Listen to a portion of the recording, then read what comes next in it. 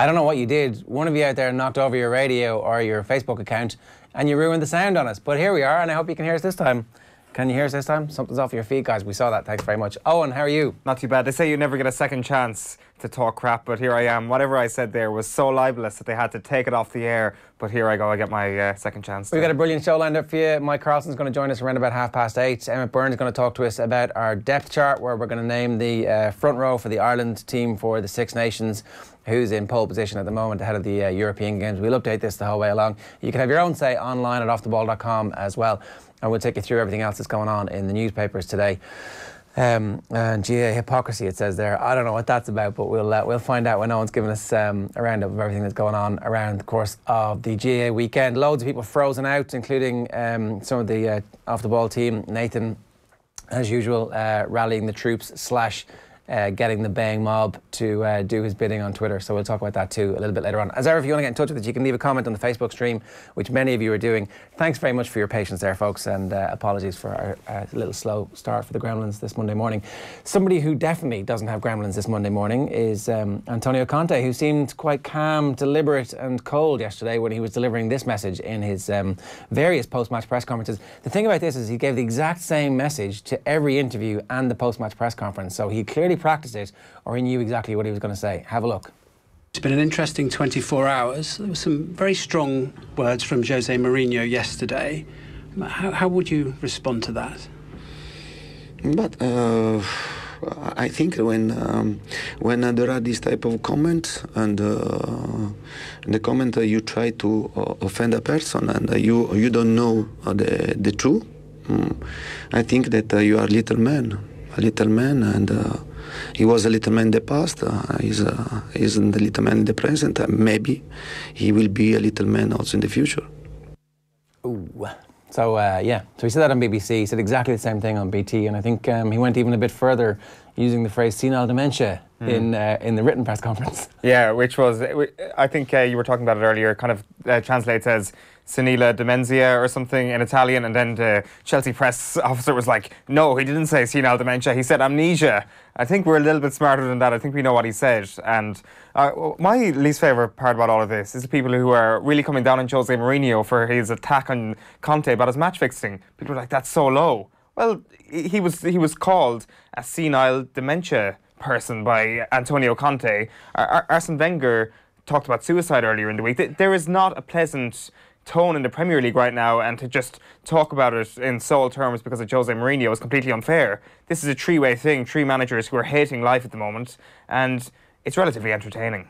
Oh yeah, I think we should park Wenger because we'll get back to him a little bit later on. Yeah, but I mean in general, like the whole thing about José is that people, I don't know what it is, they've just really got sick of him. They're at the end of the tether with José Mourinho, so this whole thing is his fault. And maybe it is, but certainly I think it takes two to tango here in this situation, and Antonio Conte is certainly playing his part in this soap opera. I have to say I agree with Nathan, who was on Twitter saying that we should all relax and enjoy this for the rare that it is, as opposed to actually, you know, wanting it all to disappear and go away. Matt McGeehan, situation's very clear. I don't have anything to clarify. It'll be the opportunity of the game against United when we go at Old Trafford. Me and him face to face. I'm ready. I don't know if he's ready.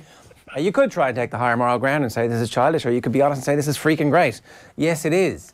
And we were just talking about this a little bit earlier on. If I'm Antonio Conte, what do I do when I reach the sideline in the game against Manchester United? Do I walk up and be the bigger man and put my hand out and risk being snubbed by José Mourinho? Or do I walk out there and pop him one right in the jaw? Just like a pause. Oh, José, pop. And go down in infamy as like the most famous and beloved football manager of all time. The whole world would be like, yeah, good man. How does José react to that? José goes, oh, look at what he's done. I think so, yeah. And you get banned for 10 games, or you get fired by Chelsea and you get payoff, or maybe you don't get a payoff, but you're rich anyway, so it doesn't matter. But the whole world is like, yeah, good man, Antonio. That would be the best part, José's reaction, because he wouldn't hit back. José would go down and he'd be like, oh, what have you done? The stewards would be called in. Sue him. Yeah, he I'm trying to think what Premier League manager would actually swing back at Antonio Conte. I certainly wouldn't. I don't think many people out there would swing back at Antonio Conte. Would have, Dyche would. Former, yeah. Big Sam would. Mourinho wouldn't. Tommy's saying Pardew, not a chance. Pardew would be like, oh, I'm wearing glasses. He would have done his handsome jawline out of position there. It would be amazing. I think he should. I think it's a very good idea. You've come up with many theories. I think the theory that he should punch José Mourinho. It's the greatest opportunity of all time. Like, what judge in the land is going to convict you? No jury is going to convict you anyway, right? I mean, it could be a jury of Man United fans, and they'll be like, yeah, José, you had it coming to you. It could be a jury of Liverpool or Chelsea or anybody else fans, and they're like, yeah, of course. I mean, what are the repercussions here? There is nothing. Maybe you lose your job, but you're going to lose your job anyway. It's Chelsea. Yeah, it's like Simeone's waiting in the sidelines. It's like one last punch, and then Simeone just appears out of nowhere to actually manage the game on the sideline that day. Conte takes his round of applause. Thanks very much, everybody. Tag team. Yeah, I mean, it would be pretty amazing. Just tag Simeone in to become the Chelsea manager. Is definitely is a punch the best way to go here? Is a headbutt not kind of more classic? It's just kind of the wheel always turns. I know Mourinho's not quite French, but just the side of an Italian headbutting somebody else after Materazzi back in the day.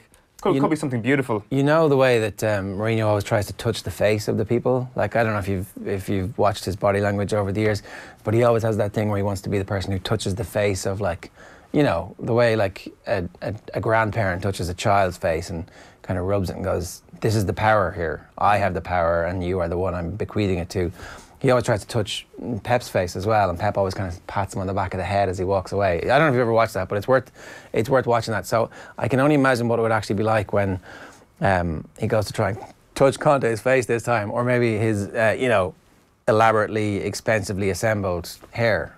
And that's next. I mean, what's the next battleground here for José? It has to be Antonio Conte had to pay for his hair, whereas mine is completely natural. Well, I think since Manchester City have won the Premier League, it will be in Richard Scudamore's interest to set up a dual press conference ahead of the game next month and do it properly, do them side by side. Do they do it in the Bundesliga?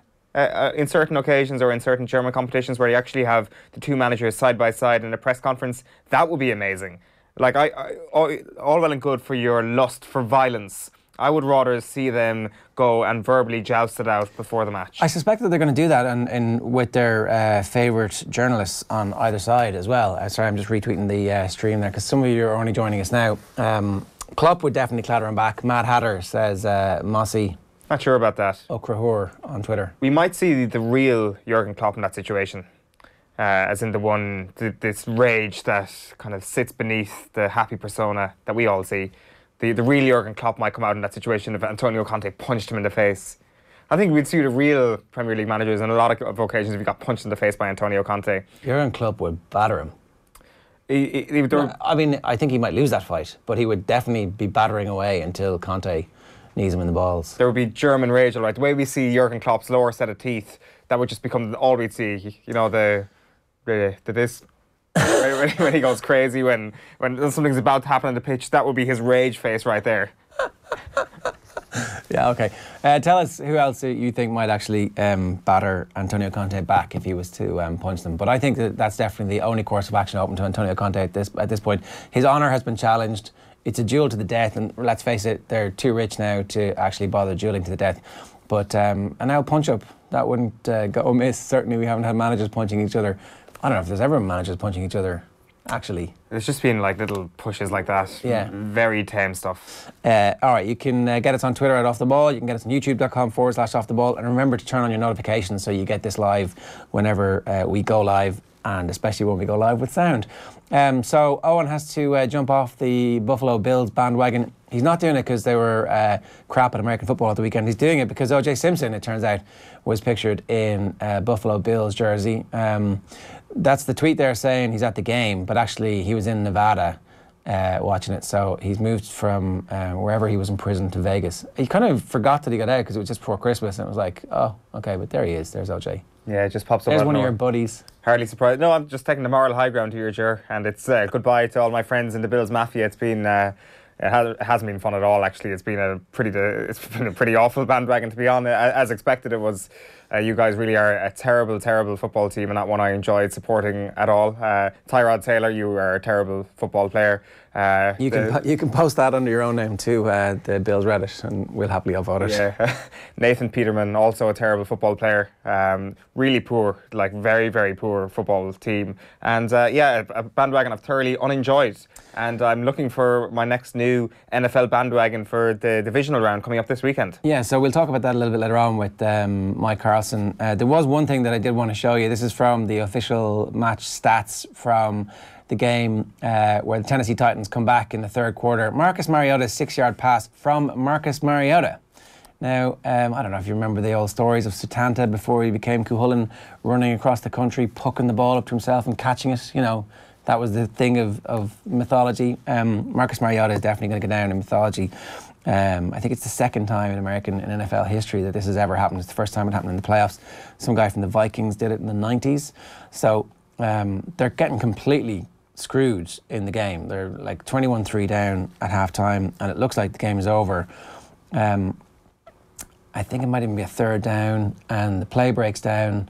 Mariota runs to his left and is just about to cross the line of scrimmage, which makes him a runner and probably about to get completely creamed when he throws the ball into the end zone. I think it might be Darrell Revis, the legendary but now shut-down corner who's come out of retirement to play for the Chiefs, and he bats the ball down. It's like, oh man, this is like, you've come back for a good reason. Mariota dives, catches the ball before it touches the ground, and then scoots around and just about dives to reach the pylon. Touchdown, and it's one of the most remarkable things you've ever seen. Everybody at that point who had Kansas City -8.5 was like, uh-oh, something weird is happening here. And so the comeback is on, and they managed to get it the whole way. It was all completely accidental, obviously. He, first of all, probably didn't mean to cross the line of scrimmage. He probably had to scramble in that direction. And second of all, he didn't mean to throw it directly at Revis and come back in his face. Like, No, it's a complete fluke, yeah. It's like one of the most remarkable things you're ever going to see. And in actual fact, was a poor play from Revis that he didn't catch the thing and make a clean interception in the first place. The ball was probably travelling a little bit too quickly. But if the ball goes over his head, it would have been incomplete for sure. I don't know who he was trying to find. And up until that point, Titans were absolutely terrible. And they're probably going to get creamed by the Patriots this weekend, despite all the political problems that the Patriots are having at the moment. But yeah, like Kansas City just managed to find different ways every single year of bottling it in the playoffs. Andy Reid just finds different ways of taking different franchises and making them suffer in miraculous ways. The last time they won a home playoff game, Joe Montana was the quarterback. It was 1994. So that's been a while. They're one of those long-suffering fan bases. Like if you were to do a power rankings of a fan base, the Cleveland fan base you would assume are the worst. But maybe they're used to suffering. Exactly. Maybe it's one of those teams who gets close. Like, are Carlo GAA fans longer suffering than Mayo GAA fans? Who has it worse? Of course not. Mayo people. You get a little taste, and then you want a little bit more. And Kansas City, especially after the start they had this season, what did they go 5-0? They were the best team in the NFL. Certainly, I know, like last season, the Vikings went 5-0 to start the season as well and didn't even make the playoffs, as far as I recall. So that's not really a gauge. But certainly there was a lot of excitement in Missouri, and they thought they could have gone all the way. I thought they were actually going to go all the way. Even after 17 games, I thought, yeah, this is it. They're going to go all the way, but clearly not to be. And the Titans are crap, and it really means nothing. That loads of good stuff to talk with Michael Carlson about a little bit later on, though, so make sure you stay tuned for that.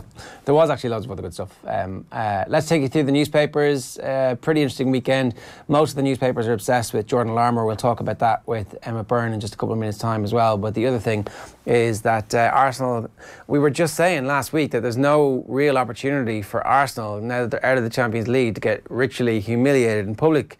And then lo and behold, they find new and exciting ways to do it. Well, it was a terrible team he fielded. And even the Arsenal Fan TV people were like, nah, it is what it is. And on the back of the Irish Independent, they're leading with it. We were not good enough, and we paid for it, says Arsene Wenger. They're going with the full back page there on Wenger. Wenger rounds on cup flops as Hull as Arsenal are felled by Forest. I like that phrase, rounding on his players, as if he kind of thought that these guys are really good. Wait a minute. Mohamed El Neni is anchoring this entire team. Lo and behold, we're terrible. And Wenger out is how the Mirror leads of the FA Cup, at least.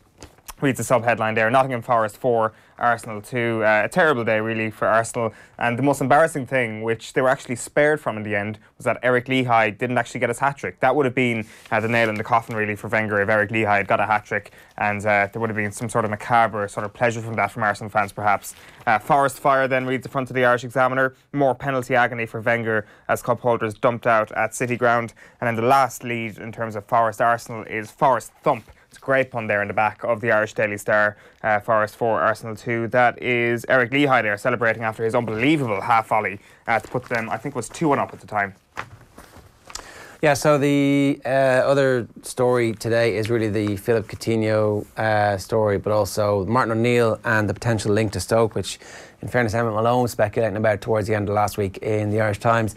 A bit stronger speculation now, obviously, that Mark Hughes did get sacked after Stoke went out in the Cup. O'Neill linked to Stoke job. Irish boss favourite to replace Hughes, but FAI confident he will remain.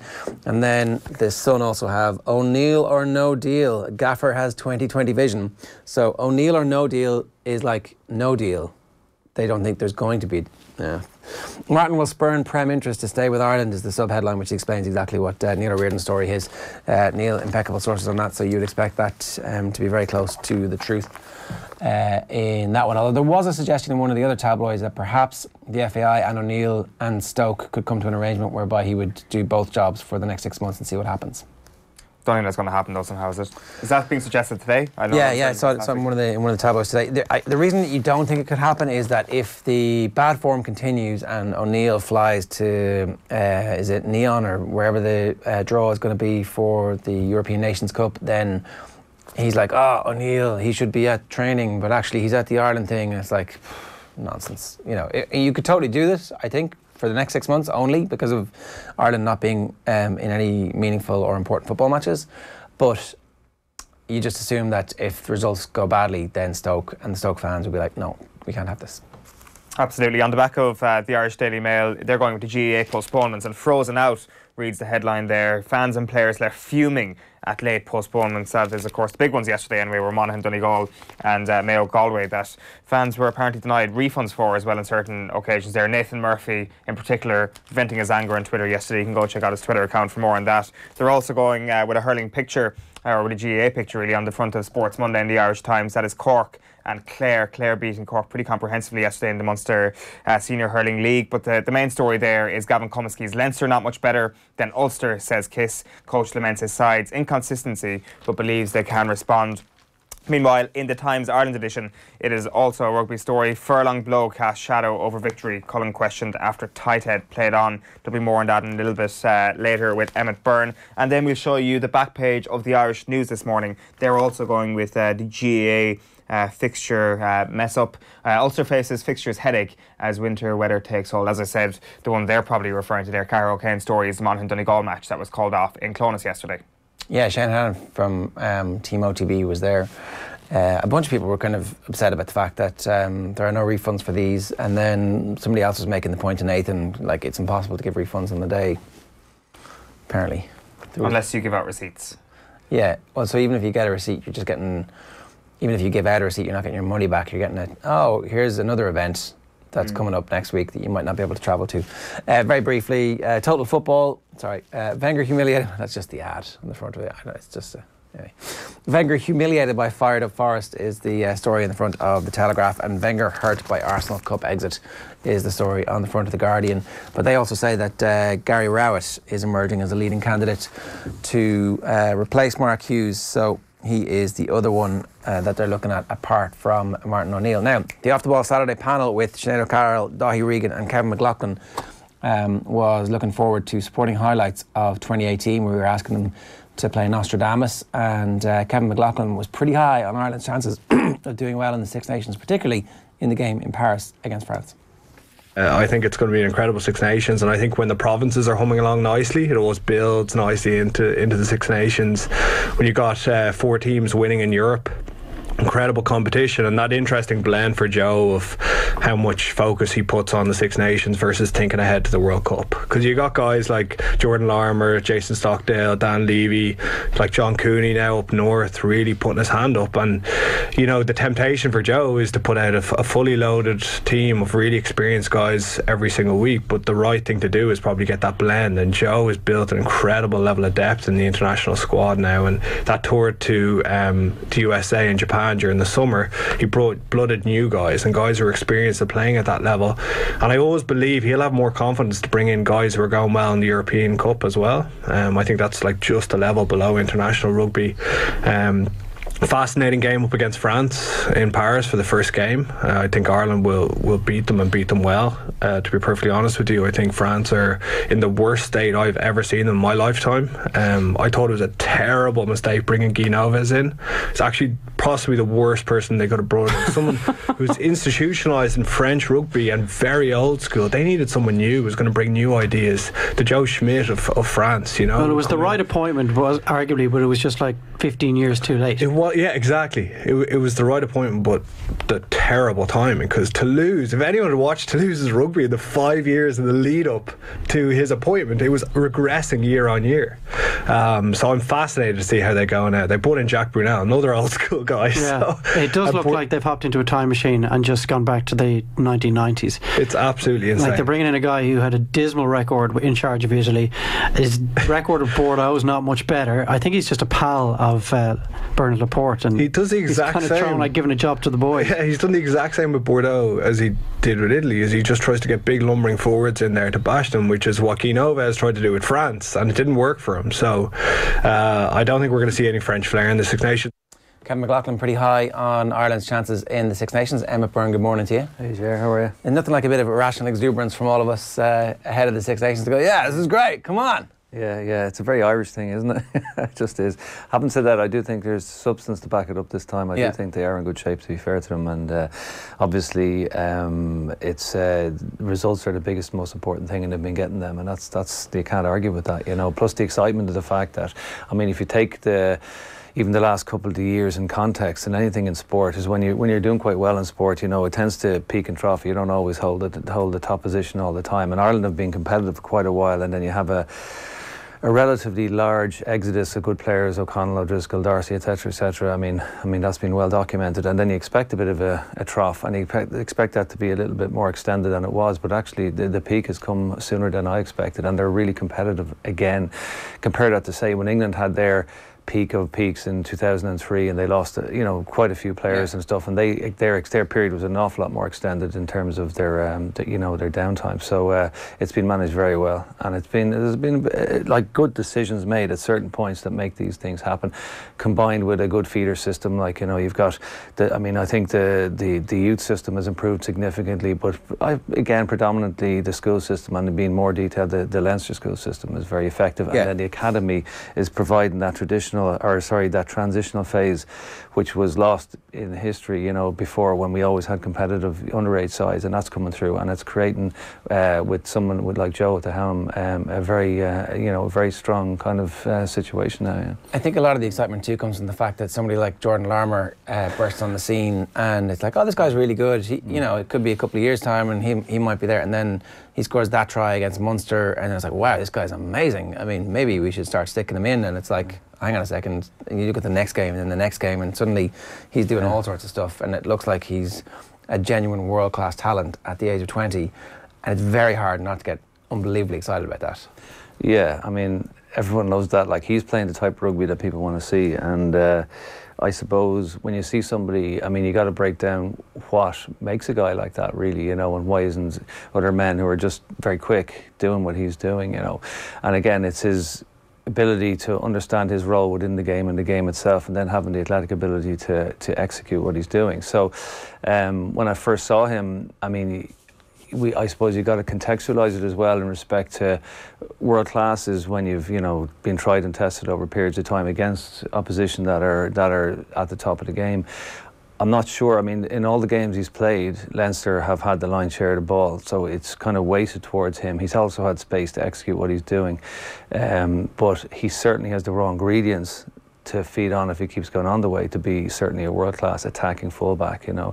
And again, the other parameters of that are obviously, which I'm not worried about, because they're learned skills. Doing what he's doing, you have to, you know, have a certain amount of ability to break that first. But I mean, the things like positional play, fielding ball, his kicking game and stuff, that's about time in the just practicing and practicing and practicing, which can be done. I've read, like, obviously that he's a very attentive guy, and he's very keen to learn, and he's adapted to professional lifestyle quite early. Like 20's still pretty young for that. So yeah, I mean, he's got all the potential. I mean, the key to his game, from what I can see, is obviously his footwork and his pace, but it's his change of pace as well. So people look at absolute speed and think, well, if a guy can knock out, you know, a 40-metre sprint the fastest, he's going to be the best. It's not the case.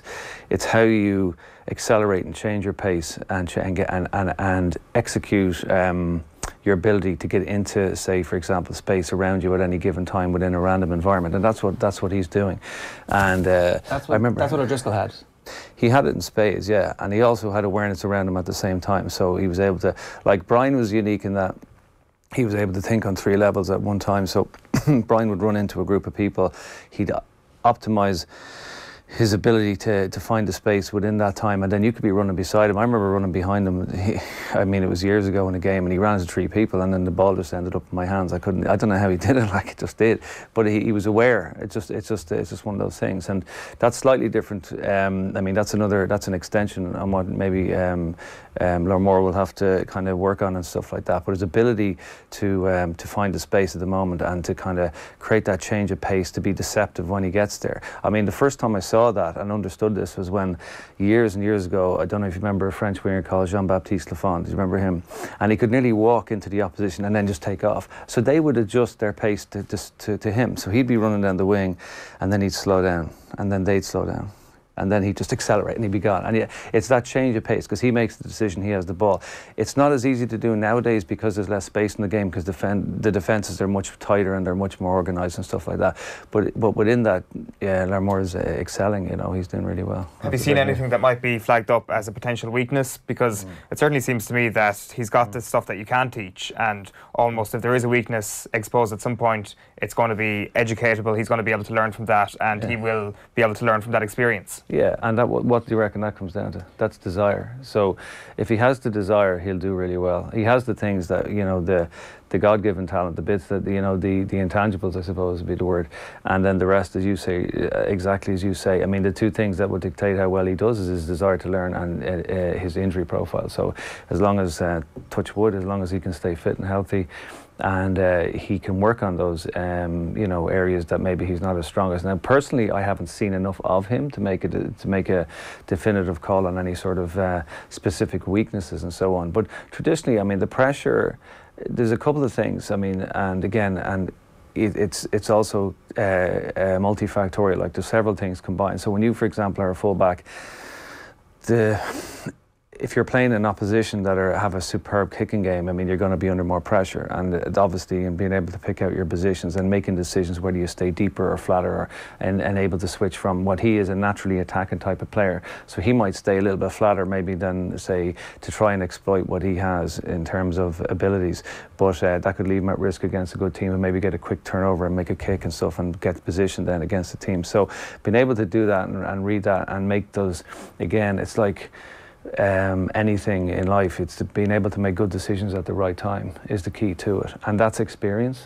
And then you've got the other thing, which is basically just courage under pressure, and that's when your last line of defence and someone makes a break and you have to make that tackle. That's it, you know, and that hasn't been, in my view, you know, really tested as of yet, and that's time will tell. But I'm sure that's, again, a desire. It's not a skill that can't be learned. Stuart Barnes in the London Times today is making the point that now is the time to put him in the Ireland team, because if we want to win the Six Nations, you pick Rob Kearney, but if we want to win the World Cup, and we do, then now is the time to get Larmour in, because you've got this Six Nations, a tour to Australia, another Six Nations, and then it's the World Cup. And that's 10 test matches, at that 13 test matches at that high level, where he's not going to be fit for all of them. And you want to get as much of that opportunity to see where are the mistakes in the game, where is the tape that we can say we need to work on this, this and this, because he is potentially the transcendent talent. Him, Ringrose, Henshaw, maybe Stockdale. Stockdale clearly has now got a lot of tape and stuff that he needs to work on after that game at the weekend, and Joey Carberry, and you're like, okay, let's get these guys onto the field as much as we possibly can all the time together. Yeah, I agree with all that. I think that, I mean, if you look at, again, this isn't the first time maybe people have talked about taking a young talent and putting them into a team at a high level, and typically if he was playing in the Southern Hemisphere, that would have been done, you know, that's just the way they work, that's the way they operate. They look at somebody who brings in fresh, you know, kind of, I suppose, attacking abilities and fresh thinking, and they put them in there as long as they kind of have the raw ability and it's there. I mean, you don't learn truly in rugby until you're playing at the highest level. Like, you can have all the parameters, like you can be the strongest guy, you can be the fittest guy, you can have the skills and so on, but if they're not tested at the highest level under the pressures that will be at test level rugby, then it's pretty much you know, you're still an unknown quantity, and you have to, I think the sooner you do that, the confidence builds, and confidence is something that when you're younger is less of an issue, because expectations are relevant, and people who are younger don't have as much playing anxiety as people who tend to be older. Even though the experience is there, you've kind of, you know, it can go wrong more so than young people who go into that. And I think the younger you get a guy in there and you get rid of that, the better. Absolutely, yeah. Do you think Joe Schmidt will do it though? That's a really good question. Joe is, I think, you know, you can predict probably 80% of his ways of thinking. I think he will. I think he will. I mean, I think it's the right decision. Rob's been an unbelievable player for Ireland. I mean, he's had a great career, and I don't want to take away from that, but it's just that, you know, if you're thinking ahead, it's the decision to make. The thing is as well, though, is it definitely Rob Kearney that we're comparing him with? Because Leo Cullen, his quotes in the paper today, is saying, I don't even know what is the best position for Jordan Larmour. He asks the hypothetical question, which is a real question he's pondering right now. What is his best position? Well, I'd pick him where his best position, I mean, that's, okay, again, now you've run into, I wouldn't go down this road with someone like him, because you have the whole kind of scenario of, and I've seen it with good players like him, is that they become kind of like a widespread talent across the back line and never get fixated in one spot. I wouldn't be moving him around too much, being quite honest. You get good at what you play at. Now, he has the ability to adapt to a few different positions, it's quite obvious. But just the way he's so confident in full back and he's able to attack both sides, he carries the ball really well in both hands. I just think that it's a very obvious thing, and I think it's something that Ireland, I mean, Rob plays a different type of game. I'm just using him as an example because he played the last series, if you like, you know, that's why I'm using him as a direct example from an Irish perspective. And I just think that Larmour adds a little bit of dimension in terms of attacking play, and that gives a bit more options. I mean, if you think about how in any sport where there's an attack and a defence, whether it's boxing or whether it's soccer or whether it's, the more pressure you can put on the opposition from across the field on all levels, the better chance you have of winning that game. And a guy with his attacking ability, and that's the rare bit. I mean, the learned bits, you can just get a guy and you can drill him and you can drill him and you can drill him. But the bits, the bits that he can offer, you have to find them as well as, and then you hone them and you upskill. Let's move on, because the reason we've got Emmet in today is to talk about the front row. We're going to pick our team and release our depth chart every week between now and the kick-off of the Six Nations. Obviously, we're starting with the front row, so we can take a look at the tightheads. This is our power rankings here at tighthead. Tyke Furlong, 10 out of 10. John Ryan, 6. Andrew Porter, 5. Finlay Bealham, 5. That's what we have here on OTB AM. Emmet, are we wrong about that? In terms of, no, well, I mean, Tyke's the best tighthead I've seen for a long, long time. He's a phenomenal player, and I'm totally, I mean, injury permitting, Tyke's going to be starting the Six Nations. There's no question about that. So I suppose, like, I mean, if we're looking at the whole thing, are we focusing on tighthead for this? Yeah, we do that. Yeah, we start there. Okay, so I suppose the important thing for, I suppose, most people understand is the differentials between loose and tighthead prop, and there's quite a significant one, and this is why Tyke is such a valuable asset. And I mean, it's been spoken about with Mike Ross and before that John Hayes and with the Irish team, and that it's hard to find quality tighthead props because the position is very difficult it's a very difficult position to play. It's the hardest, most physical position on the field, because when you're in the scrum, and the scrum has changed a bit now since I was playing, but when you're in the scrum, essentially you're against two different players, but also they have the biomechanical advantage. So when you go into a scrum, you've got the loosehead here on this side, and you've got the hooker on this side and the loosehead on this side. So say for example, but they're also underneath you. So they have, in any pushing game, you know, people who are lower and underneath are going to win. They have the biomechanical advantage.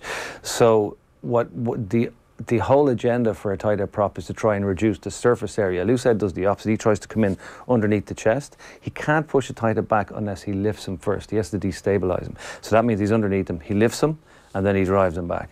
So a tight head has to do the opposite. He has to keep pressure down, and he has to reduce the surface area that the loosehead has to work with. So if a loosehead comes in underneath here, you're in trouble. But if you can kind of slip in and use the angles and push him out here, then he's got a lot less to work with. And then the other thing is timing. So when the opposition drive, they go for the big push as soon as the ball comes in.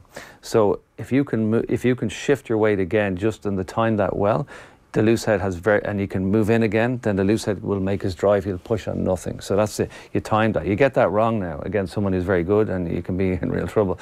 But essentially that's the essence of it, and it's a very difficult thing to do. Now what makes Tig so unique is the type of build he has. So you don't get this in the gym. Tig's got a naturally barrel type chest. Yeah. He's not overly broad, so he's compact. Like and a tube. Yeah, and he's like, well, an arrow even. So he doesn't offer a massive surface area to hit. Like you look at someone like Castrogiovanni and stuff, he's just a big heavy guy.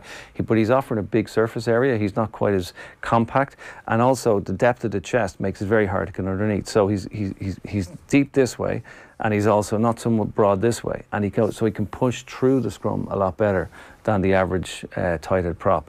And then you combine that with his footballing abilities and his work rate and his mental force. So obviously we saw Tig go off injured at half-time or in the HIA. Bit of controversy about that. He was checked for like an arm injury and then ends up being taken off for HIA. Not to get into that again, because we can revisit that during the week. But so Andrew Conway comes on, has this amazing swashbuckling barnstorming run where he looks like a giant sprinter where he's just killing people. It's like, oh, this is pretty good.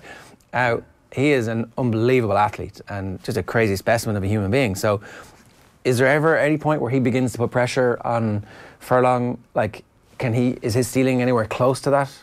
No, I mean, I suppose if you're observing it from a non-rugby point of view, you might think, well, he looks the part. There's no question about that, and he certainly looks. To me, he looks like a powerlifter playing rugby. He's a very, very big, strong guy. And he's proportioned correctly in terms from an athletic point of view.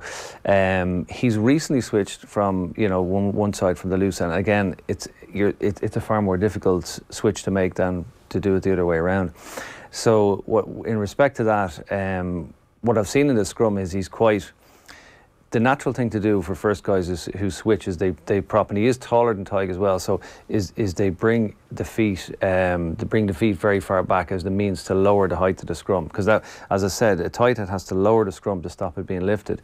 So an experienced tight head brings his feet actually up further and uses his they focus on core issues and stuff like that as to create the pressure down and use angles then to go in, whereas he hasn't quite worked that out yet. So he's bringing his feet back to lower the scrum. So you'll find that he tips over quite a bit. I mean, I don't know if you watch the scrum. So what happens is if that doesn't work for him, then he's very vulnerable because when you're quite long like that, you can get tipped up, driven up, and that's a problem as well. So he's finding his way. Back to the point earlier, though, that's teachable.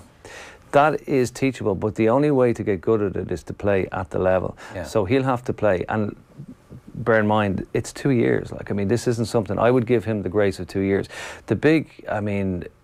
A bigger problem, or worse, the wrong way to manage this is to leave him on the bench or to give him no game time, and then to kind of move him up the levels because he is this kind of potentially very good player, and then put him in there to get exposed. So during the Six Nations, you want him to play all the Guinness, the Pro 14 games. He should be playing all those games. Yeah, and you're right in saying he's a specimen of an athlete. And you watch that. I haven't seen him in space till the other day, and then he got a loose ball in space, and he got space to move.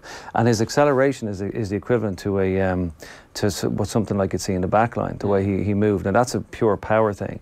And then his technique in terms of dipping to fend off and so on, it's all there. Like the adaptability and movement is all there. So he is exceptional. But then again, it's his understanding of the game to get himself more into positions like that so he can exploit that as well. That's different. Once off isn't gonna make the potential's there. Yeah. From what you're saying, then, it sounds like to be an absolutely world-class loosehead, a lot of it is almost down to genetics in terms of height, in terms of the correct shape of the chest. Almost, of course, you can work on that in the gym. And for tight head, for tight head, sorry. So from Ger's original question, how high is the Andrew Porter ceiling? It seems that the ceiling naturally just isn't as high as it was with Tig Furlong because of his natural makeup. I'd agree with that from a scrummaging point of view. Okay. And when you look at like loosehead, tighthead, I mean their primary function is a scrum, and if you cannot access the game if your scrum is under pressure, and the key to any scrum is a tighthead prop. Obviously the general organisation of a scrum itself, but the tighthead prop, if he's not at the game, it's not going to happen. The loosehead, you can learn that skill, I think, and you can develop the power in the gym to cope with that. Whereas you could be the strongest guy in the world with a poor technique and tighthead, and that isn't going to happen. Two guys underneath you, and they're strong as well, you're not going to make it. You have to know what you're doing. Yeah. Let's take a look at the depth chart for Loosehead. Obviously, Cian Healy sits atop it at the moment. Jack McGrath and Dave Kilcoyne are fighting it out just behind him. Now, Jack McGrath obviously was a lion in the summer, and suddenly he finds himself joint second in the depth chart for Ireland. Are we right about that at the moment, do you think? You might be right from a selective point of view. I wouldn't be right in my head in terms of how it should be. Like, so my depth chart would be a toss of a coin. Cian played really well, in fairness, when he came on. And if you took the vintage Cian Healy, you know, at his best, I'd agree with that, because Cian he offers so much. You know, he's just he's a unique player in that he's extremely explosive, you know, in terms of he offers a very, very good ball carrying option. His work rate's outstanding at the top of his game when he's fully fit. And then he obviously, and again, this is, I'm going to, opposite to the tighthead, which holds the scrum. The loosehead is the guy who does all the damage in the scrum. And you need a guy who's very explosive in that position to do that. So what I mean, modern scrums, I mean, historically scrums used to start quite a bit apart, and they'd crash in and there'd be quite a, you know, a tussle together. Nowadays they start very close together in an isometric fashion. That just means that they're holding the same position for a period of time. And then it's the guy who can accelerate the quickest from that point that does the damage. And Cian is the most explosive loosehead, certainly in Ireland, if not one of them in the world. And that counts for something, you know. So in terms of, and I suppose another thing to grasp is that a tighthead is doing his job fundamentally when the scrum is held. A loosehead's not doing his job unless he's putting the opposition scrum under pressure. Because they have all that advantage, they should be exploiting that. And even though the scrum mightn't be going back like to the naked eye, he needs to be taking that tight. He needs to be making that guy work like crazy just to make that, just to hold it. And Cian is very good at that. Now Jack's the kind of guy who is very steady. He doesn't deviate from a certain standard across the board. He's very, very solid, and you know exactly what you're going to get with him across the board. His work rate's very good. His ball carrying is there when you need it. His defence is there when you need it. He won't let you down, and his scrummaging is good as well. I mean, he's at a very steady level, whereas Cian is capable of doing quite significant amount of damage. He's also very dynamic around the pitch. He's you know, at the top of his game. It's just, will that Cian Healy be there? It looked like it was there in the November. In the autumn international. So I mean, again, there'll be bigger tests coming forward. But so at the moment, he's in the driving seat. Is that your depth chart too, or that's my? I'd go at the moment. Momentum's behind Cian. I'd go with Jack behind him, and then I'd probably Kilcoyne has lost a little bit of momentum, and you know, he'll probably be, you know, tearing up probably the third slot there, and a lot of that's to do with the fact that he's been in there before and he knows the systems as well. But I just can't see him. He didn't have a great game the other day. Now a lot of that, I have to, in defence of him, the hooker Reece Marshall, if you look back at the video, is very high, and one of the hooker's jobs to do, particularly on the opposition ball, on his own ball, is to get his left shoulder underneath the loosehead prop. Now I know it's very hard for people to grasp this when I'm just saying it, but if he doesn't do that, it means the loosehead can go in right in underneath, or under the tighthead, the opposition tighthead. So Carey, who was the tighthead for Connacht, came right in underneath him. Then it forced Kilcoyne to go in after him. Kilcoyne lost his second row, and they just drove through the scrum all the time, and that's what was going on. So you have to, Kilcoyne will get crucified for that. But it's very much down to the hooker as well, yeah. And I have to say that because people don't, you know, it's hard to see that when you're looking at it from the outside. You're part of the props old school union. Yeah. I'm going to defend them, but well, I suppose you would, because it will. It's always the hooker's fault. Yeah, it's always the guy behind you. Yeah, that's it. But yeah, so like I mean, and when you take the thing as a whole, you got to look at say. The roles of a loosehead, hooker, tighthead are all the same. Say, for example, you've got your line-out work, hooker being apart because they're throwing, but you got your line-out work, you got your defensive work. Within the defensive work, you've got your skill and technique in that, and in terms of your attack, your work rate, your mental fortitude, and then your ability to play for the whole, which is very important from a front row point of view, particularly props, because when you're thinking of the team, you're thinking of your position in the field at all times and what you should be doing. So if you're a tighthead prop or a loosehead prop and you're in the right-hand side of the field, and the best thing for this scrum is to stay steady or to go slightly up on the left, and you're going mad on the other side trying to just take your own man out, that's selfish play. Even though you could put him under pressure, it's not the best thing for the team. So it's how you understand all those roles, and then of course the mental fortitude part of it's very how you deal with pressure as well, and that's very important, because there won't be a time when these guys won't be under pressure, at some stage during the Six Nations. Yeah, and I guess all of this is really looking forward to the World Cup. Let's have a look at the hooker depth chart, because at the moment, obviously, Rory Best is ahead. This is what we have at the moment now. I suspect that Joe Schmidt's probably doesn't have Sean Cronin quite so high. So Rory Best at 9, Sean Cronin on 7, James Tracy and Niall Scannell on 5 apiece. I don't know. It's a toss of a coin. I mean, Herring is there. He was there at the last one, and I'd agree. I mean, it's very hard to pick that, and Strauss hasn't been there for quite a while, so I suppose he wouldn't be factored in. But there's no real outstanding candidate within that second kind of tier, if you like. Yeah, I mean, there's some good players and promising players, certainly, but they haven't been given enough game time, and a lot of it can be just the look in terms of where you are at that. Say, for example, if there is an autumn international and somebody's injured and you happen to get in and you pitch very well, then you are that player coming through, So a lot of it is timing, but Rory has the job at the minute. He's doing a good job. He's obviously the leader of the team as well, which is very kind of instrumental in terms of going forward, and Joe won't change that. I mean, that's definitely not going to change. Cronin, he is season by season though, Rory Best, at this point of his career. It's not like we're saying he's 26 and he's going to be great by the time the Rugby World Cup rolls around. So we need a potential replacement, and we need a backup. That's a hard decision.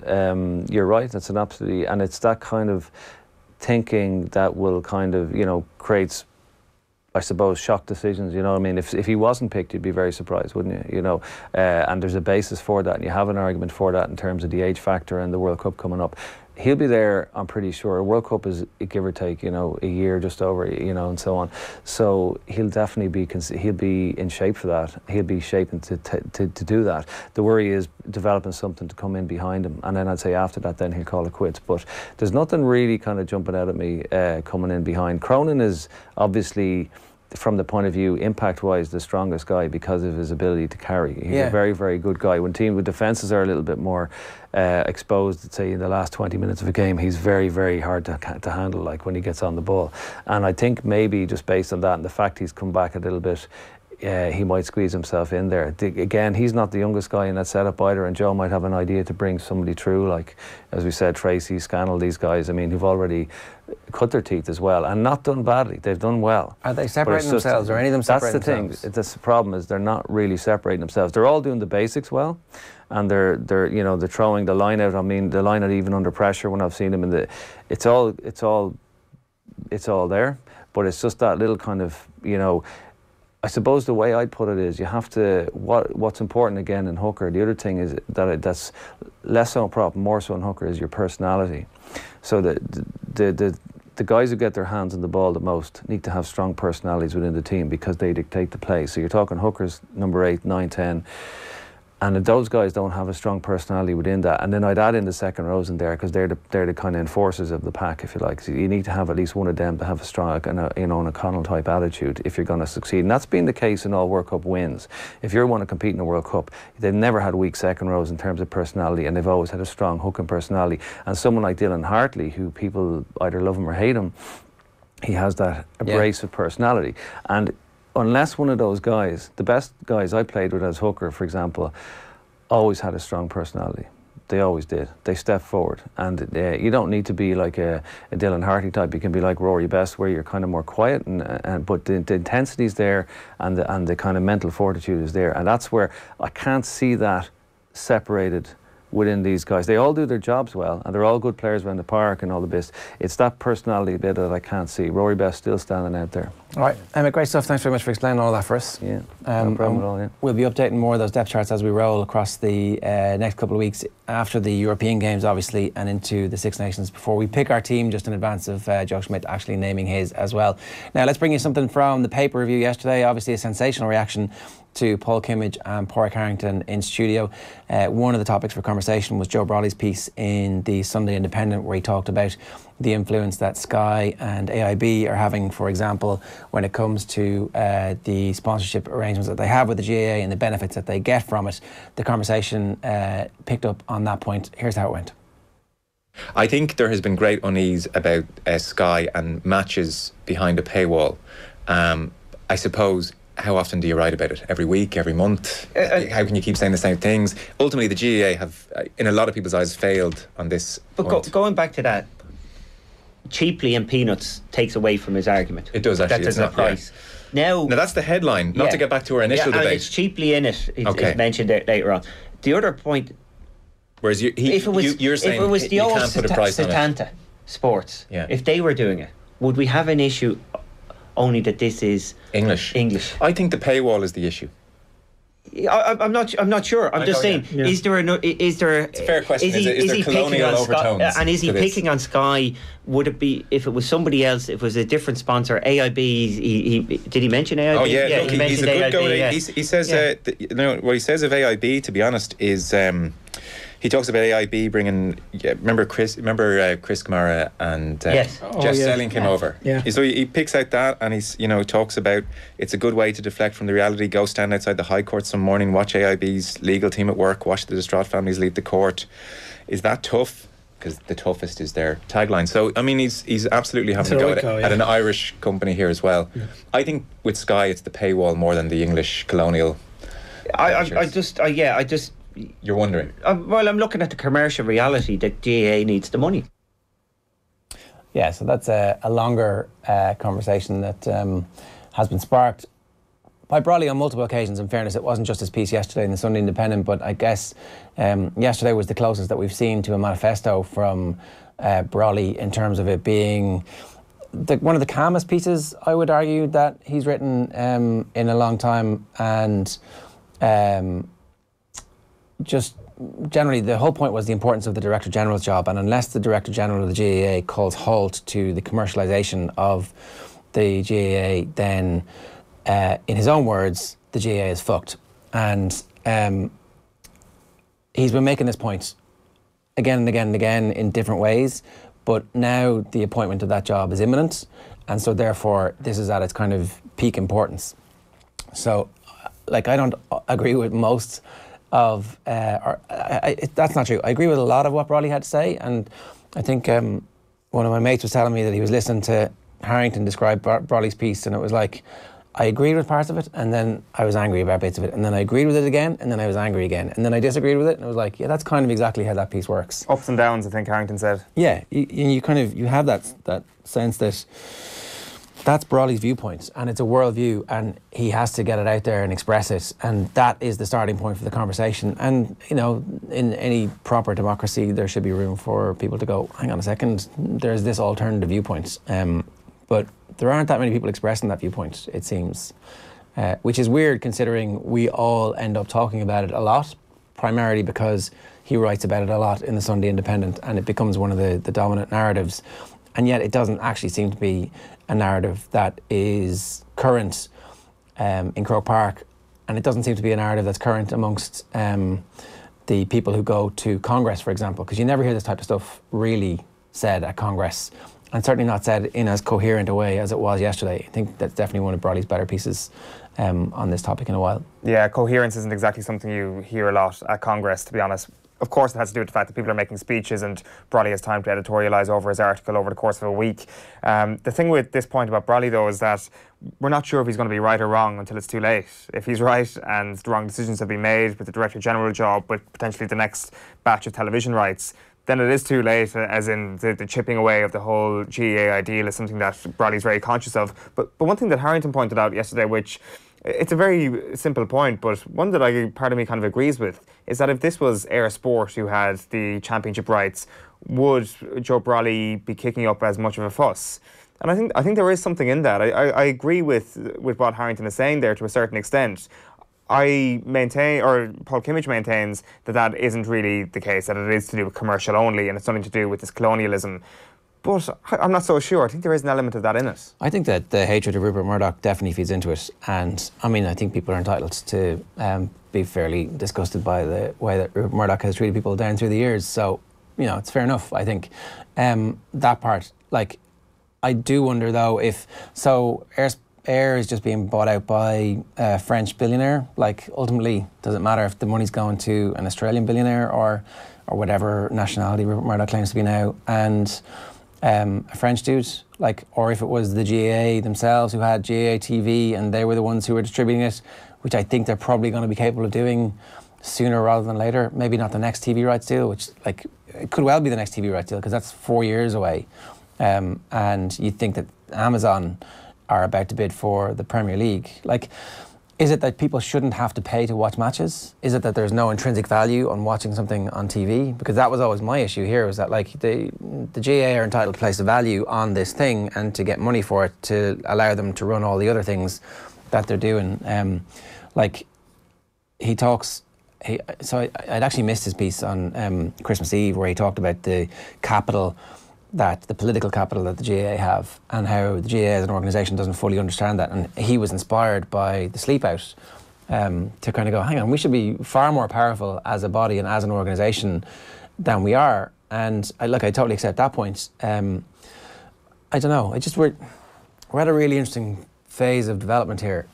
One of his other things was, like, can you imagine a world where there's just the 8 teams and they're the games that are played, and the Fenway Classic is an annual event in Boston, and these 8 teams travel around the big Irish cities in America and get paid to play. And I'm like, geez, that sounds great. In a way, maybe that split is exactly what has to happen. That there is this split where there is that professional arm of the organisation, and then everybody still brings their kids to the local GAA club and meets their mates and has that community thing that, like, these things can't live together, the elite sport that wants to be there and that already exists, and that community organisation. Yeah, it does paint a picture of an organisation at a crossroads when Brawley is referring to this dystopian future that might occur well down the line, and you're saying to yourself, well, actually, that sounds pretty good. But I think, certainly on this end of things, it's just been a journey you go on with Joe Brawley's article. Certainly from the start, I was like, well, it's a commercial organisation, they need to do what they need to do. But as you say, Brawley tends to articulate things very well. Of course, you can do it in print, so it makes things a little bit easier to articulate well. And my opinion has kind of gone on a journey, and I'm kind of feeling I'm not on the level of a true gay like Joe Brawley for sure, but I can certainly come around to his way of thinking. His Christmas Eve piece, by the way, is sensational. You should read it. Like, it was, I mean, I had forgotten Christmas Eve fell on a Sunday, so hadn't read it until I read that piece last night, and then went back and was like, oh, I wonder what he was writing about. And, like, ultimately, you know, he's dead right. It was about the homelessness crisis and just the ridiculous situation that this country has managed to box itself into. And I think that righteous anger fuels the piece and the pieces that you're going to read, because this is, like, really the most important topic that there is in the world of GAA over the next while. Let's bring you through everything else that was going on over the course of the weekend. Unfortunately, the weather caused havoc, particularly in Ulster and Connacht. So we can have a quick look at the football results, I think.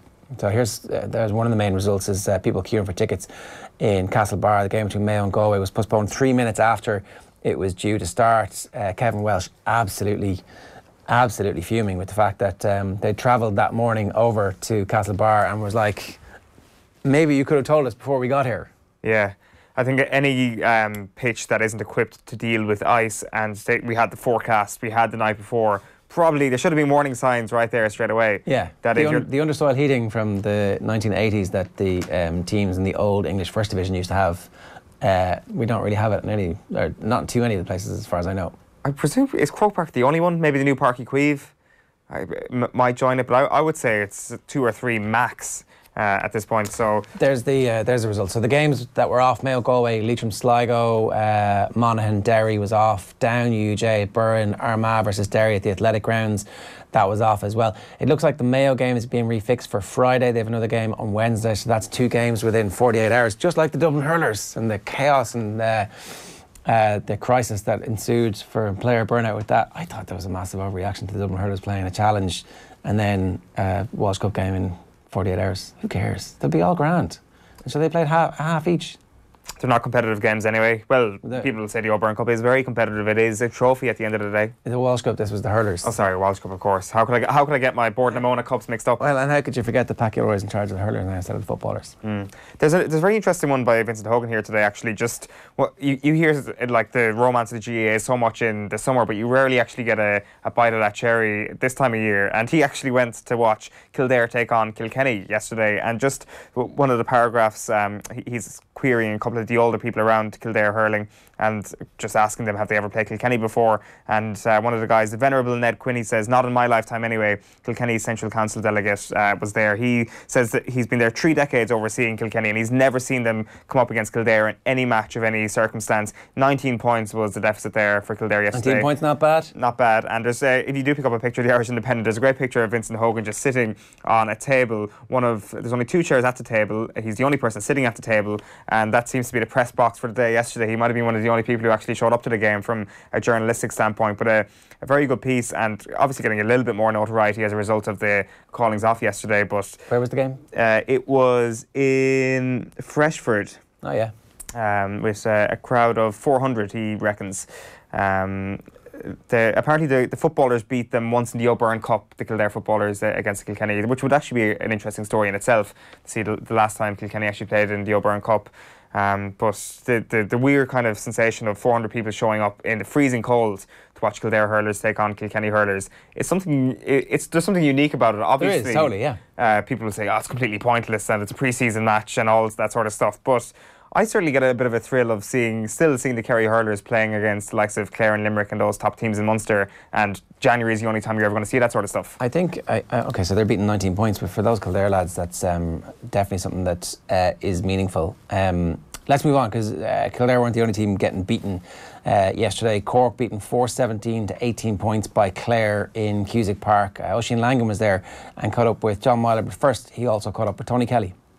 The result wasn't the be all and end all for us today. These games are, I suppose, preparation for the league. The league this year is going to run into the championship as one. There isn't going to be that much of a break, so it's about I suppose improving fitness levels, and I suppose the competitive game is a good thing too. You need something at the end of December and January when you're doing all the hard training. Look forward to a game, and look, that's what that was today. It was a game, and look, as long as we're winning these games and I suppose playing well as a team is the big plus for us. What's the feeling in the camp ahead of 2018? Because I know 2017 didn't go the way you wanted, and I suppose in big games you just didn't perform as well as you wanted, even though you could see there was almost a performance in there in the Munster final especially, and that quarter final against Tip down in Porky Queeve.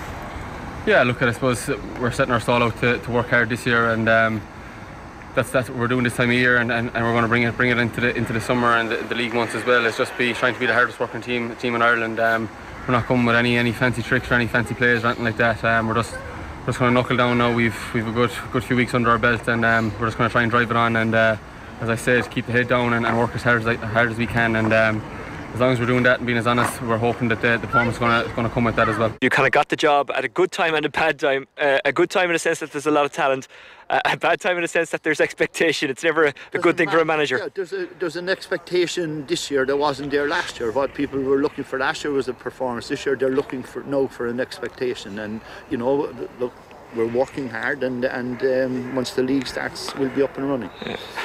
But how did you feel when you were given the job? Because I remember, it might have been 10 years ago when you were managing Wexford, I was saying to you, why Wexford, why inter-county work? And you said, but maybe the Cork job won't come my way, I want to manage another county. Now, not to hold you to that, because it was 10 years ago, I appreciate people say things, but it's a long time ago. But is this a chance that you thought you'd never get, and therefore you're kind of even more glad to get it? Look, Kieran was there last year and he had done extremely well, and I thought Kieran would stay on for another couple of years, and I didn't really think we'd get it, and we took the opportunity. The lads that were with me with the under-21 are here, so look, that's the way it is. That's the way you just take it when you get it. Yeah.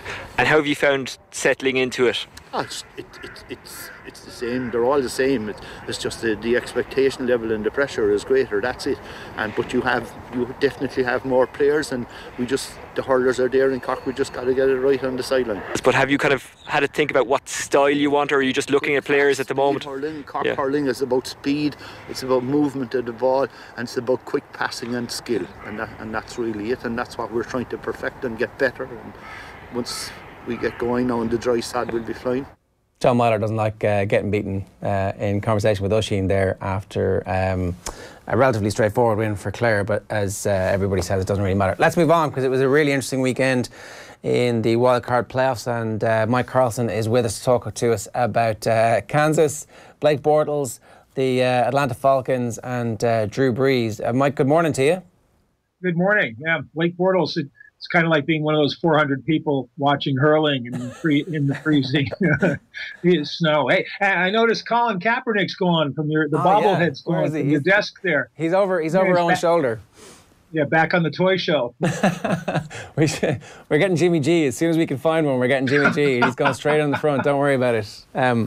Look, let's start with Kansas City. Really, this should be Marcus Mariota and his remarkable, amazing ability to throw the ball to himself. But actually, that just detracts from the fact that Kansas City, I don't know what the hell happened. They should have had that game home and hosed, 21-3 up at halftime. What did happen? I don't know if Andy Reid understands what happened, although one of the things you might say is that, as he often does under pressure, they went away from the running game. Although, in fairness, Tennessee was taking that away from them in the second half. They simply couldn't make plays. I counted 7 dropped balls. Now, some of those were in the first half, and they would have put the game away early had Tyreek Hill, for example, held on to what was a sure long touchdown play. And we knew that Tennessee would be taking away a lot of their big play offense. They could not get the small play, the long, consistent drive put together. And like you said, Mariota, beside the pass to himself, which I love, because if you watch it, Kevin Pierre-Louis, the linebacker for Kansas City, Mariota throws the ball, and he pushes him after the throw and pushes him right into the path of the ball. He wouldn't have caught it had he not been pushed. But Mariota basically won that game with his legs. When there was nothing there, Mariota just took off and started running the ball. Derrick Henry, they were wearing down Kansas City, and that inability to keep their offense going. It was like watching their entire season in a microcosm, because you remember they came out incredibly hot the first 5 games. Everything was great. Then they went into a long slump where they lost 5 out of 6. And we thought they had gotten back on track in the past few weeks, but I should have paid more attention to all those kind of long-term entrails that said Kansas City lose at home, Andy Reid loses at home in the playoffs, and both of those things were true. I wonder, though, is the injury to Travis Kelce far more important in retrospect, that actually there was a safety valve, that there was somebody who was capable of actually catching the ball, who was playing relatively well, and as soon as he went out of the game, the confidence seemed to drain away from Kansas City. It's a good point. And Harris had a couple of drops after that where they tried to go to the tight end, but he's not the game. And like I said, they're a big play offense, and that big play offense revolved around 3 players, which was Tyreek Hill and Kareem Hunt and Jason Kelce. You take one of the 3 away.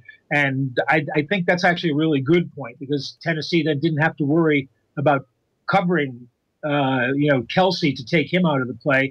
It meant that they could concentrate more on stopping Hunt at the line of scrimmage and Hill downfield.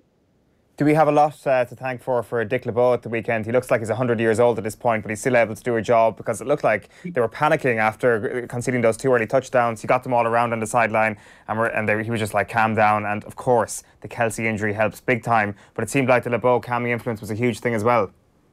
Yeah, he is 100 years old. I mean, basically, he's been there before. He's been there against Andy Reid, and they have a lot of talent on their defense. That was never in question. The real question was whether they could score enough points to win that game.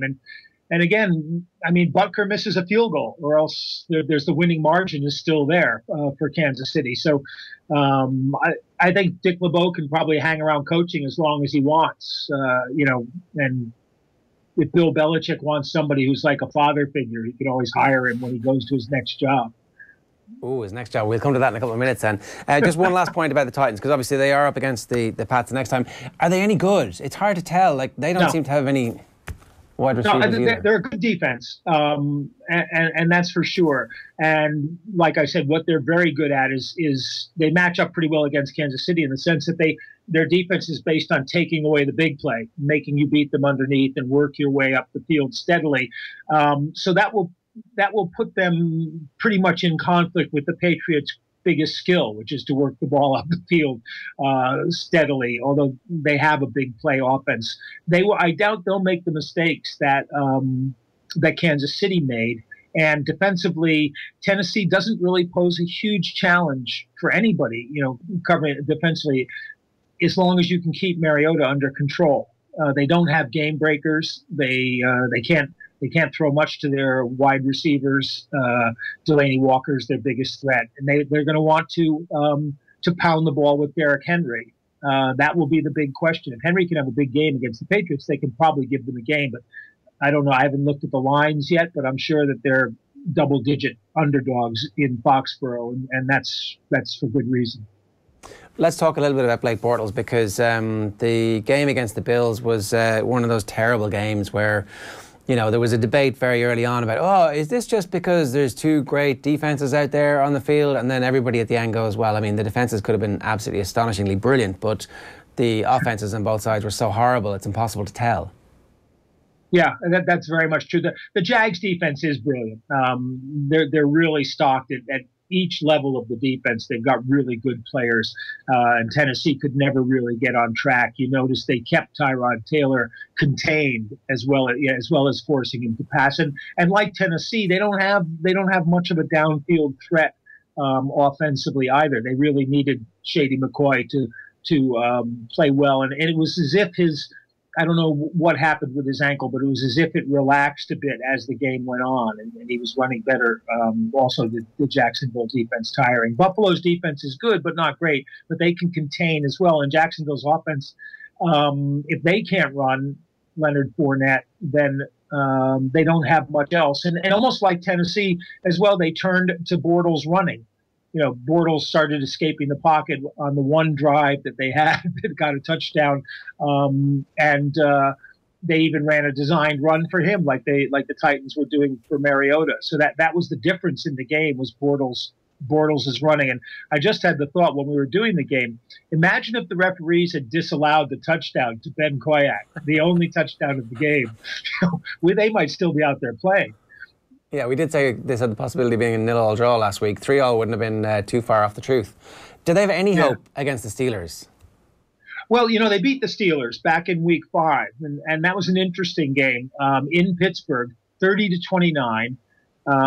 Again, Blake Bortles threw for less than 100 yards in that game, but Leonard Fournette had a huge game, and they intercepted Ben Roethlisberger 5 times.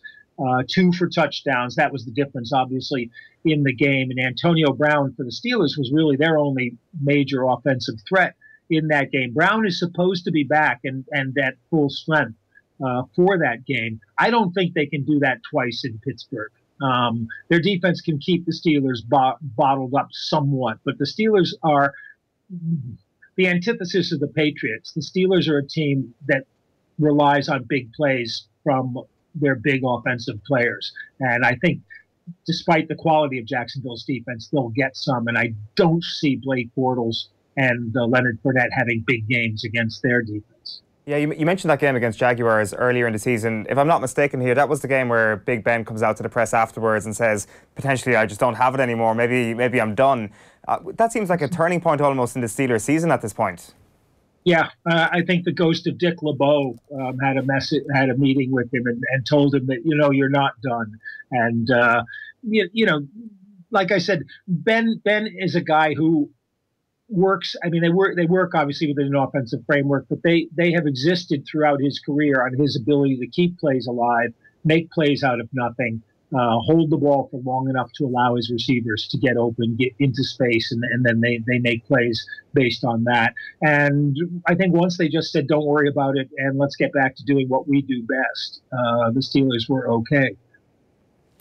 We had been banging on all week about Sean McVay, this coaching genius. That Mike Silver profile came out, and it was brilliant. It was full of these details about this 31-year-old wunderkind, and I don't really know if a wunderkind wouldn't have used Todd Gurley a bit more, found ways to get him open, or sorry, not open, but to let him be effective, or even to get him open, actually. What happened to the Ram, and like what was that process for them where they went from being this unbelievable offense to one that could just get choked in their first game?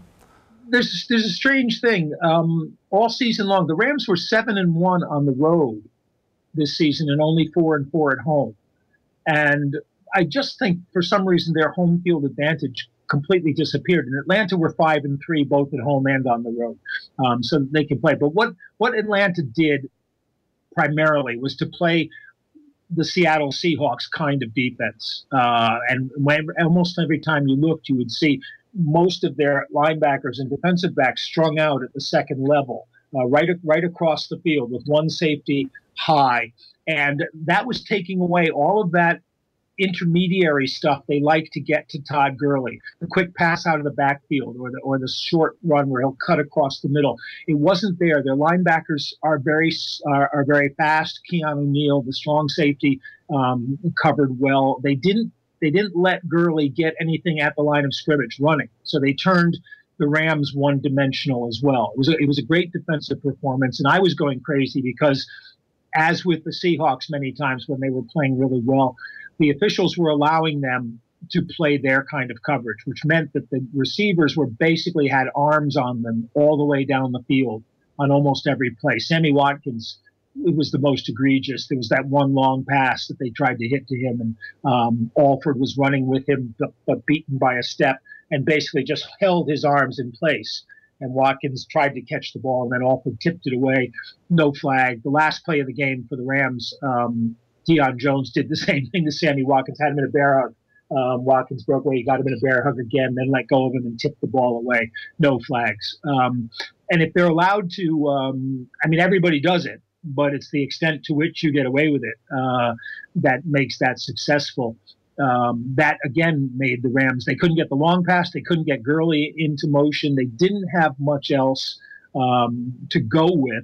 And I thought after the Kupp touchdown, and again, Kupp catches the touchdown pass, takes a couple of steps, and he's now at the edge of the end zone. And Poole comes along and just gives him a huge shove into the photographers there at the back of the end zone. No flag. I think that they just couldn't. The Rams couldn't get that going, and offensively, it was like the Falcons last year when they made the playoff run at the end of the year. They controlled the game. They had a huge time of possession advantage, which meant St. Louis. The LA Rams, had to make everything work when they could. They had no time left after all of these long Atlanta drives. And I think Atlanta looked an awful lot like the team from last year's playoff run, and they're going in, I think, as favorite.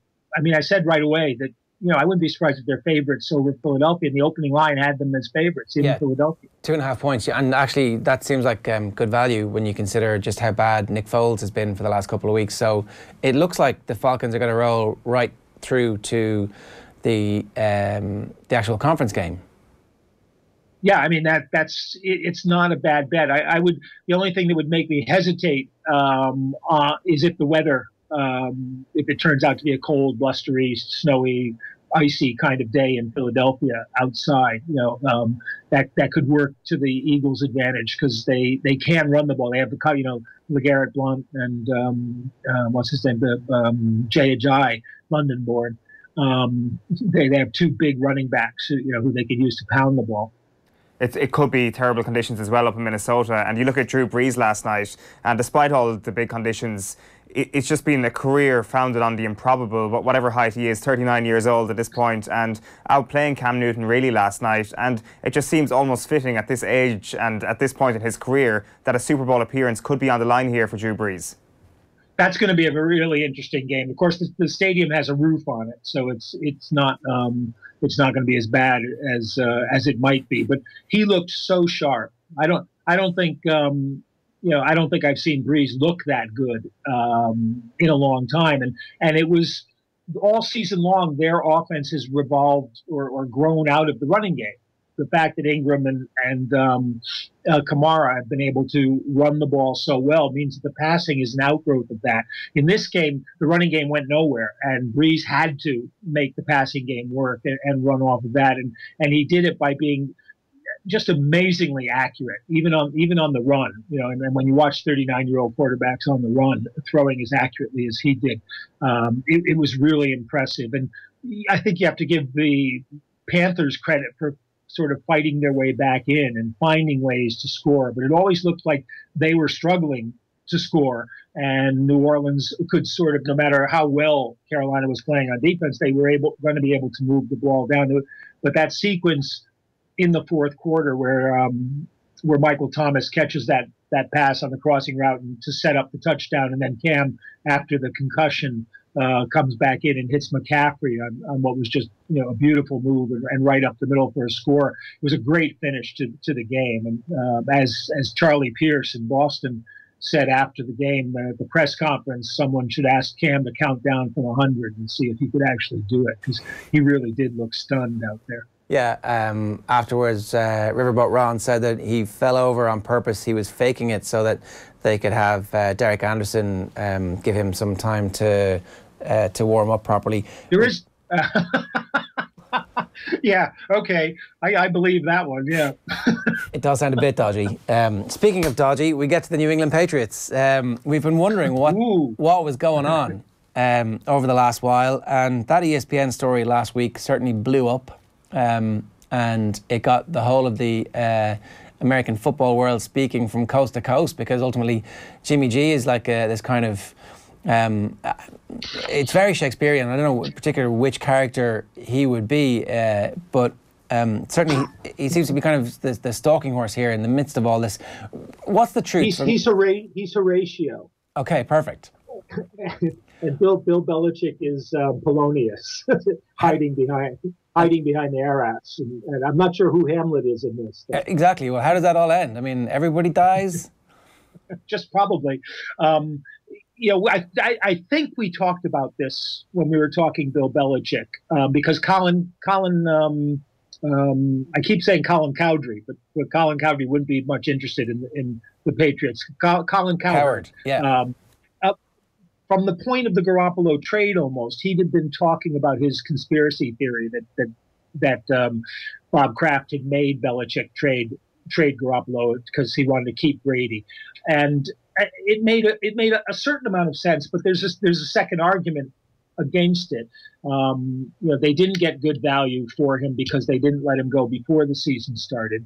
But it doesn't have to be that Kraft told Belichick to trade him. What makes as much sense is they simply realized late that they weren't going to be able to do a deal with him. And, even if they did do a deal with him, it would cost them too much money vis-a-vis the salary cap to keep two starting quarterbacks they were paying starting quarterback money to.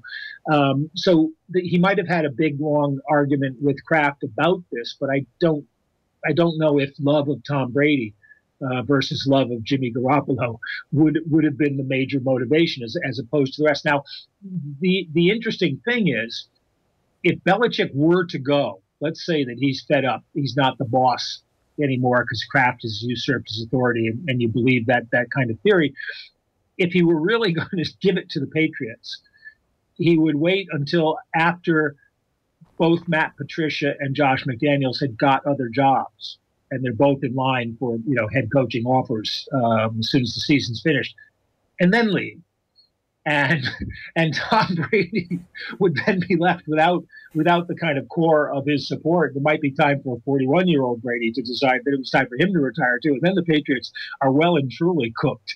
And so, but I just don't buy it. You know what I mean?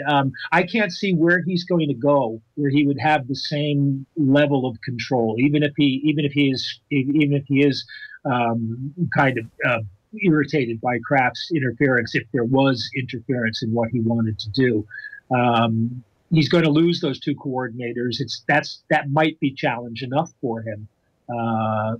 But it's a weird thing that even on the bye week, for 2 weeks, the Patriots haven't played, and they've been the central story of the NFL. And to me, it's almost an obsession. Patriot hatred and schadenfreude against the Patriots is now like consuming American sports fans. It happens to all great teams, I guess. When you win 5 Super Bowls and you become so synonymous with that brand and that sport, and like they are global icons at this point, really. What I couldn't work out was whether or not it makes it more or less likely that they succeed. I mean, they seem to have always been at their best when there was some cause, and generally caused by them cheating in the first place, and then the league or not catching them, or not, as the case may be, or maybe. We can debate that another time, but you know what I mean. Yeah. Like there's definitely, or they're being punished or accused of something. Yeah, and it gives them more motivation, I think, to go on. And looking at a jump ahead, a rematch of the Patriots Falcons Super Bowl would be an astounding story. I'd really look forward to trying to break that one down beforehand. I'm not even going to think about which way I would go at this point, because, like I said last week, I think if this boils down to Patriots Steelers, which certainly looks like it should, I'm not even convinced that I'd pick the Patriots in that game at home. We'll see how the Steelers look against Jacksonville. But I just think what's the word for it?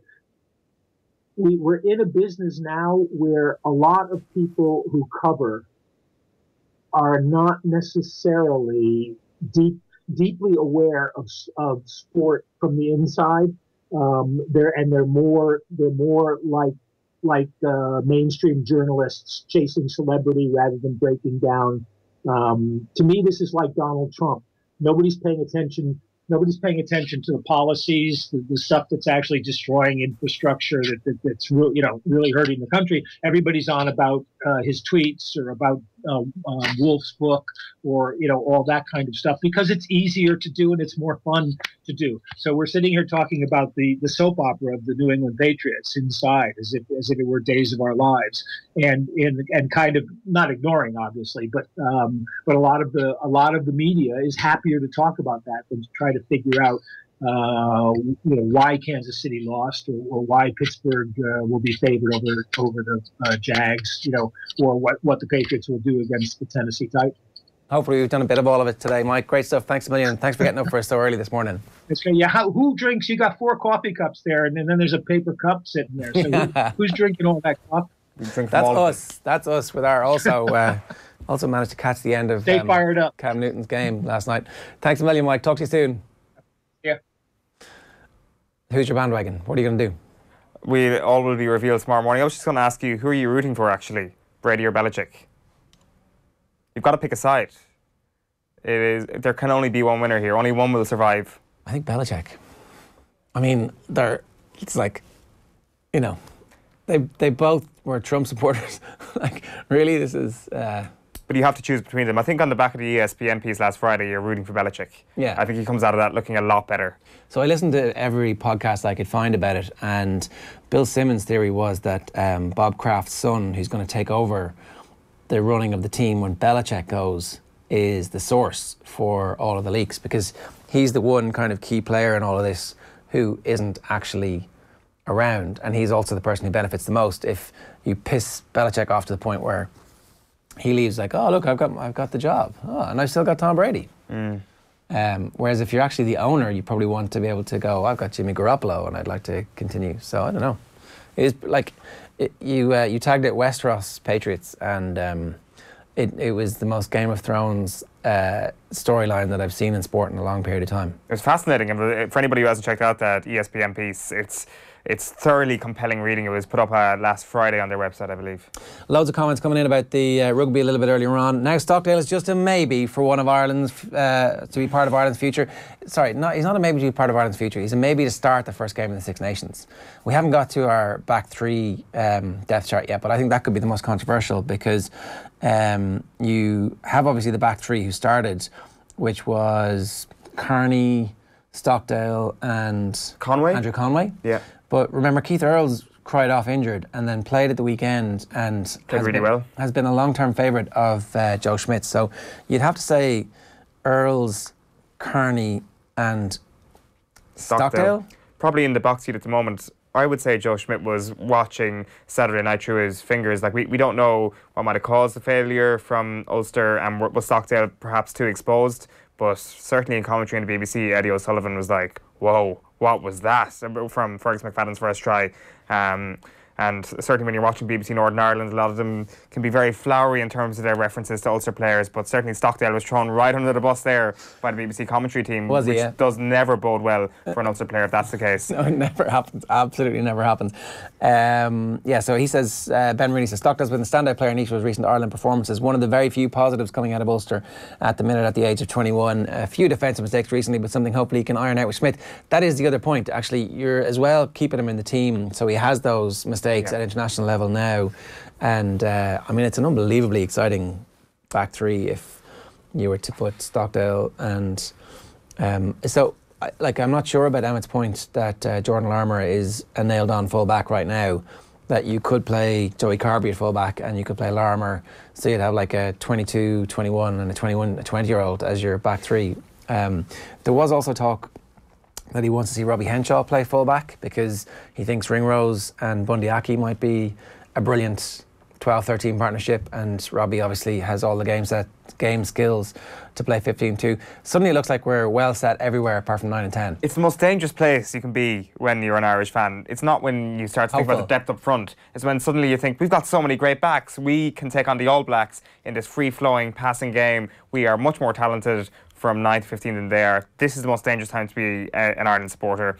And I think with every new player that comes on the scene, everybody who hits a bit of form, you're just tempering that a little bit. And certainly from my perspective, when it comes to Jordan Larmour, I've got alarm bells ringing everywhere. I'm like, calm down, Owen, do not get excited about this guy. But it's quite hard. Very difficult not to get excited. You were raining on our parade when we came in this morning. We were like, this Jordan Larmour stuff, we've got to cover this. We're like, no, I'm not buying this. I'm not buying Jordan Larmour. I can't. Everybody's banging on. It's too soon. I'm trying not to buy it. I'm trying my best to just not get on that bandwagon just yet. I'll get on any other bandwagon, but David Clifford. Just the old hurt that it may cause if things do go wrong. Of course, he is going to make it. He probably will start in the World Cup, so you've got to start him now. But the point you make there about having a 21, 22, 23-year-old across the back three, that means they're 22, 23, 24 for the World Cup. Is that too young to potentially win a World Cup? No, because then you can retain it 4 years later when they're just going to their. So we're talking about back-to-back World Cups now. Why not? You gotta aim high. On Wenger and Arsenal, this one's pretty interesting. Kieran says it's an awful result, and considering it's the cup that kept Wenger in his job for the last 4 years, it's surprising he played such a team. Which is an excellent point. What was he doing? It wasn't the cup that kept Wenger in a job for the last 4 years. Finishing in and around the top four kept Wenger in a job. It certainly helped stop the fan protests and stopping Arsenal Fan TV exploding. But when you look at that Arsenal team yesterday, you start to think, who's actually making a lot of progress under Arsene Wenger? Rob Holding was absolutely horrific yesterday, and he wasn't helped by the fact that he did have Mohamed El Neni in front of him, who is the most Arsene Wenger holding midfielder of all time, in so much as the fact that he is not a holding midfielder. He is a person who sits in front of the back four, plays lovely passes, and cannot defend and cannot track back for his life. But you look at somebody like Rob Holding, you're like, where is this guy's progress? The guy who is supposed to be something good at the heart of Arsenal's defence. And other than Ainsley Maitland-Niles, who looks amazing, there's no kind of young player you're like, they're making steady progress to become a next great player for the club. Yeah, so pretty grim situation at the moment? Quite grim, but it was a terrible team. He had nobody on the bench either to bring on and change the game. I think Callum Chambers was the only first teamer really he had on the bench to bring in, who in himself is having a terrible year. And Ozil going for, 35 million? That's the figure that's been quoted? God, it's a lot. I haven't seen, is that in today's papers? I haven't seen that story exactly. Keeping Ozil is more important for Arsenal at this stage than keeping Sanchez. Ozil's been playing better, in my opinion. I think he's key since Will Shearer's hit a bit of form. I think thanks some really good stuff. Sanchez can go to Manchester City and we'll take all the money. All right, more football obviously on the football show tonight on Off the Ball on radio. Now, we did have live coverage of the Hula Hoops National Cup basketball semi-finals in the Mardyke this past weekend. You can watch all those games back on our YouTube channel, youtube.com/Off the Ball. Here's Temple Oaks' Puff Summers talking to Oisín after his team reached the Hula Hoops National Cup final. I feel like I'm going to ski, man. Lovely scenes here on the court where we're joined by Puff Summers. Yeah.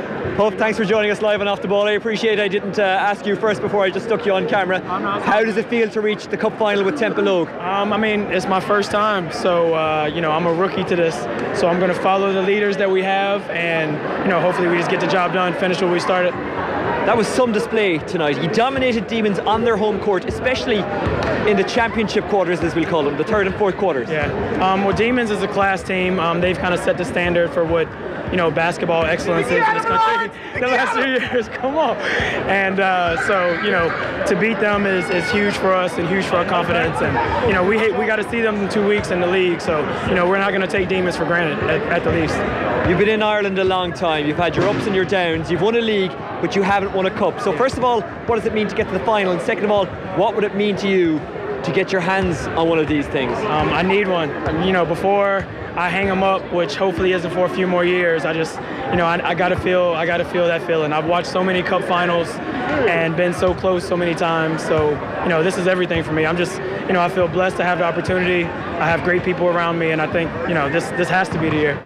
Yeah, you can check the rest of that stuff out on youtube.com/offtheball. And thanks to everybody involved in Basketball Ireland for helping us to make that happen at the weekend. That's pretty much all we've got time for on the show tonight. There's obviously loads of stuff that the lads will be picking up on the radio tonight. Check out offtheball.com for more of our stories across the day. And remember to subscribe and turn on your notifications on YouTube and Twitter and Facebook so that anytime we go live, you can get the good stuff that we're bringing you from our swanky new surrounds of our brand new studio. I hope you liked it, and as ever, if you want to get in touch, you can get us at offtheballbag@offtheball.com for all your complaints, and we'll deal with them on the radio next Friday. Good luck.